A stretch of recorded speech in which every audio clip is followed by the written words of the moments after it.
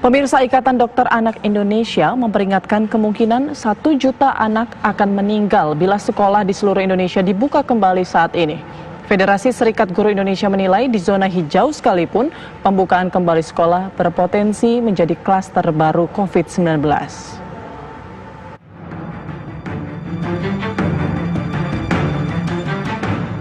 Ikatan Dokter Anak Indonesia menentang keras dibukanya kembali sekolah dalam waktu dekat ini. Menurut Ketua Umum Ikatan Dokter Anak Indonesia Dr. Aman B. Pulungan, sekolah paling cepat baru aman dibuka setelah 2020.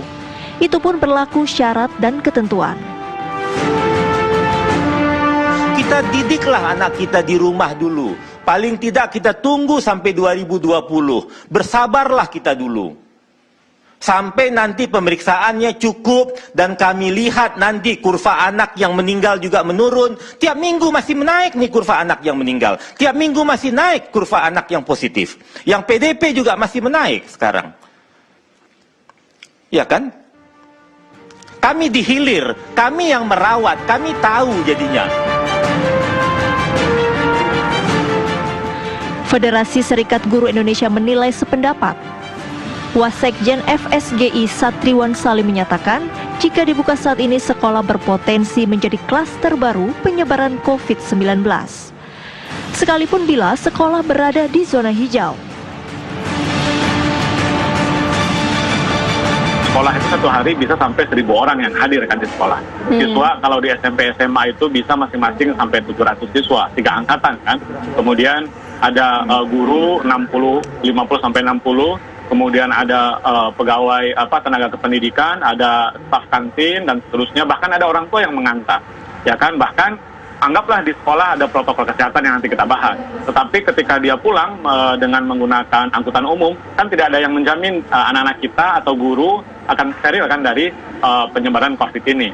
Atau yang kedua misalnya begini, sekolah dan wilayah di sekolah itu misalnya saya di Rawamangun gitu ya, Rawamangun, Pulau Gadung, anggaplah zona hijau misalnya gitu. Tetapi anak-anaknya yang bersekolah berasal dari daerah lain yang zonanya zona merah kan.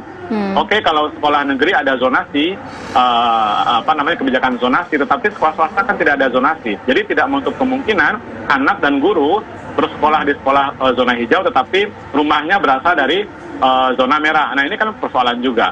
Jadi memang secara prinsipil kami berharap agar tidak buru-buru untuk membuka sekolah walaupun itu di zona hijau sekalipun. Itu dulu yang pertama, Mas Andro. Menurut Ikatan Dokter Anak Indonesia, pemerintah tidak boleh mengambil kebijakan coba-coba dalam hal membuka kembali sekolah. Misalnya menerapkan teori herd immunity. Karena dengan teori ini diperkirakan akan ada 1 juta anak Indonesia yang direlakan untuk meninggal. Saya melihat kalau 60 juta anak ini masuk sekolah pada saat ini, kalau katanya lah belakangan ini tren teori herd immunity.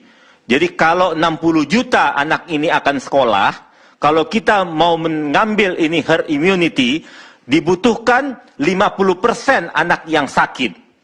Jadi berarti 30 juta anak akan sakit.